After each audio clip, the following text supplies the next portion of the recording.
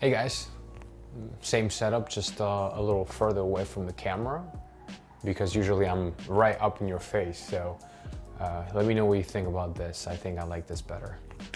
Anyway, so on today's video, I want to talk about my Airbnb, where I'm at with it and how is it performing and how has it performed in the past year. If you don't know and you're new to this channel, my wife and I bought a house back in summer of 2020 with the intention of renting it on Airbnb. And so far this house has been performing phenomenal. I mean, honestly, I wasn't expecting for it to do as good as it did in 2020 and 2021. Now, mind you, 2020 we only had it on the market for 3 months. We ran into an issue which I've discussed before, but I'm gonna kind of bring you up to speed again. If you don't know, our house got vandalized back in December, and you know it really definitely set us back. We also got a code enforcement on our back trying to make us permit a room that was enclosed in that house back in 90s by a previous owner, but you know, the owner didn't pull a permit, and then the code enforcement said that I inherited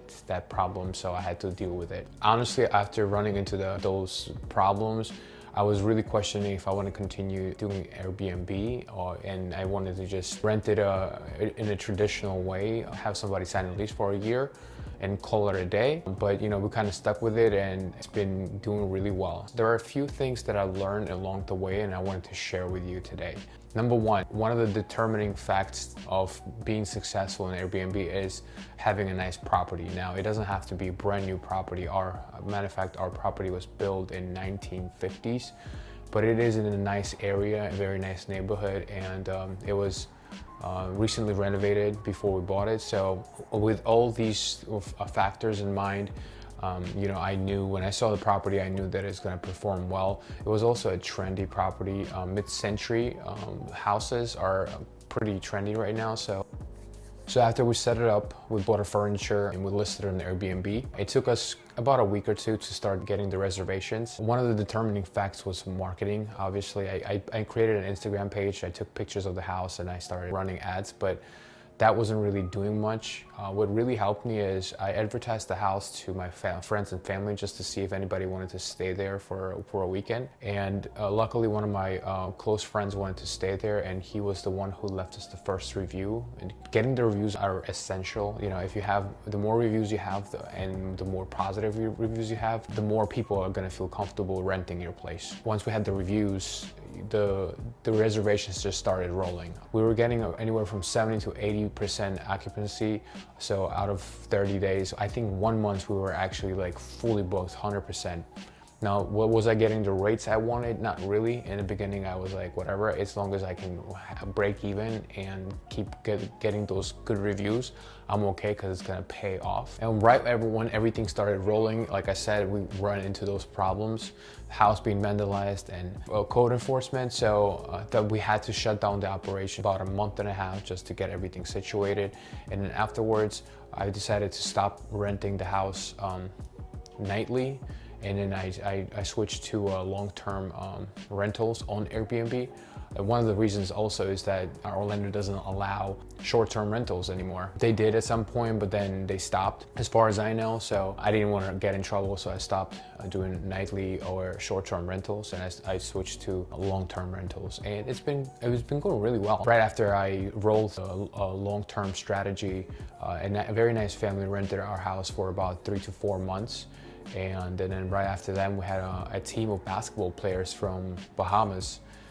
They stood there for a month, and right now we have another family. They're from Pittsburgh, and they rented a place for 3.5 months, and they really like it. So I guess there is a lesson to be learned. Like, don't be discouraged buying and investing into a real estate property to Airbnb. If your city doesn't allow you to do short-term rentals, you could set it up your operation to be a long-term rental and still make enough money to cover your costs and have some money left over. Ideally, you want to be paying off your mortgage as fast as possible. All the cash flow from the property, I put back into the property. I don't really use that because that's not my main income. Those properties that I'm investing into, those are more of a long-term wealth accumulating machines, if you would say. The only reason I have them on Airbnb is so that I can pay them faster and, you know, own them outright.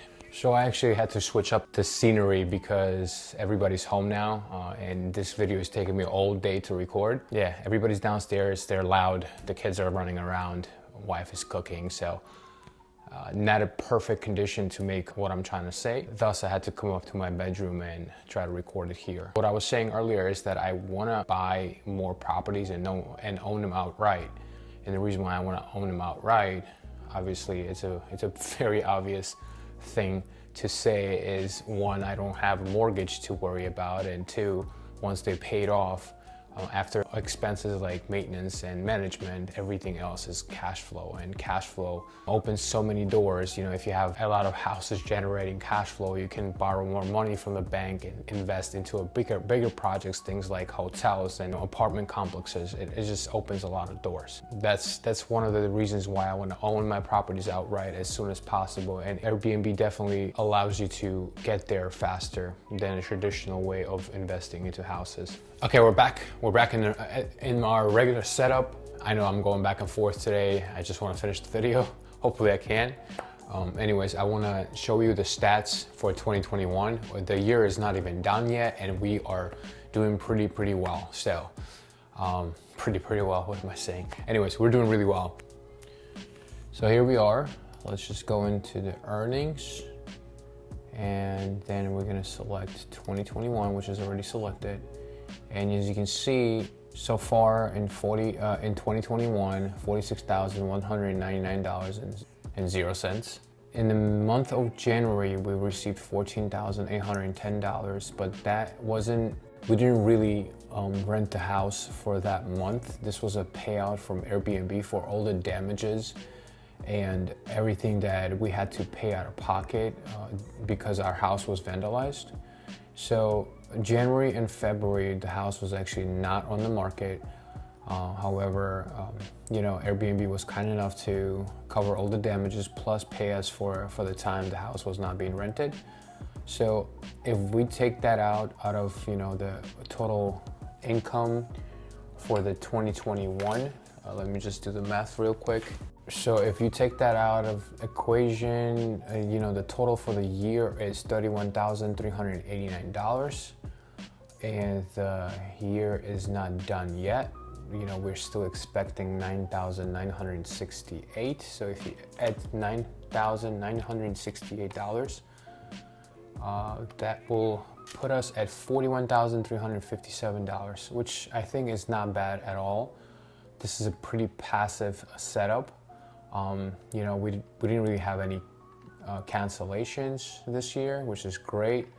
And as you can see right here, we currently have 18 reviews, and we are a super host. So I really like, you know, so far what we're doing here. This is not for everybody. Not everyone wants to invest their money into something like this, but I think owning an Airbnb can be very lucrative, and it's a great way to diversify a way of making income. It could be your side hustle. It doesn't have to be your main thing. However, it could be turned into a main thing. There are a lot of investors that turned this into their 6- and 7-digit income, and they're doing great. However you decide to approach this, it's definitely a very lucrative way to diversify. We want to continue investing and diversifying and in growing this side hustle of ours, and hopefully at one point this could be even our main hustle, because I do truly enjoy doing it. If you have any questions about Airbnb, you want to know how to set it up, what roadblocks and what bottlenecks you could potentially encounter, and if you want any advice, feel free to reach out in the comments or sending me a message on Instagram. I will be happy to answer those questions. As always, I'll be putting out more content like this, so if you like this video and consider subscribing. Thank you so much. I'll see you in the next one. Peace.